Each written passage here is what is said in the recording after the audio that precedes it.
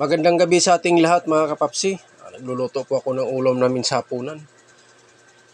Paborito ng bayan mga kapapsi, galunggong, GG for short. Yan, piprito po tayo ng isda, ang galunggong.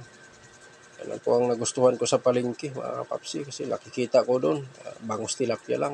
Siyempre, maggalunggong muna ako. Tsaka siyempre pag may prito, may partner natin siya ng gulay. Kasi kailangan natin ng may sabaw. Yan. Simpleng ulam lang din to, laswa lang, repolyo. Tapos haluan natin siya ng talbos ng kamuti at saka malunggay. Pinaka-partner natin sa ating pritong GG, pritong galunggong. Yan, umpisahan ko na pagluto mga kapapsi. Papakulo na ako at saka nilagay ko na yung repolyo natin. At saka yung talbos ng kamuti. Yan, nalagay natin yung pinaka-the best na partner dyan. Talbos ng kamuti mga kapapsi. Yan lang natin siyang kumukulo. Dahil templado na yan. Para mga ganitong klaseng gulay, konting kulo lang yan, luto na. Okay, susunod natin yung malunggay. Yan. Malunggay natin, mga kapapsi. Kailangan kasi may sabaw pang papalakas ng katawan natin. Kailangan yan. Tsaka yan na mga kapapsi, luto na po yung ating gulay. Yan.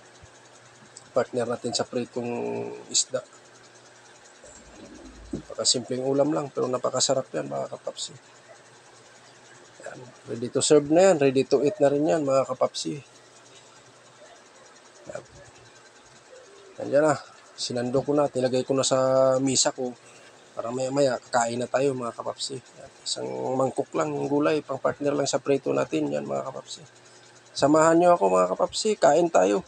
Yan. Kung sino pang hindi kumain dyan, sabay tayo. Kain tayo mga kapapsi.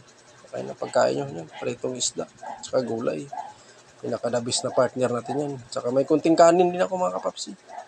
Yan, sinandok ko na yung gulay natin. Yan. Talagang takam na talaga ako kumain ng mga ganitong klaseng pagkain mga kapapsi. Yan. Kamayin na natin. Masarap kumain pag nakakamay. Yan.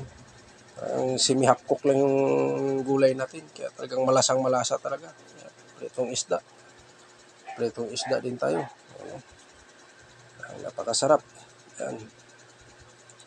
Tuyo kalamansi, sili, saka kamatis, sibuyas mga kapapsi. Yan. Napakasarap. Ito ang ating simpleng recipe lang. Ulam sa hapunan mga kapapsi. Yan.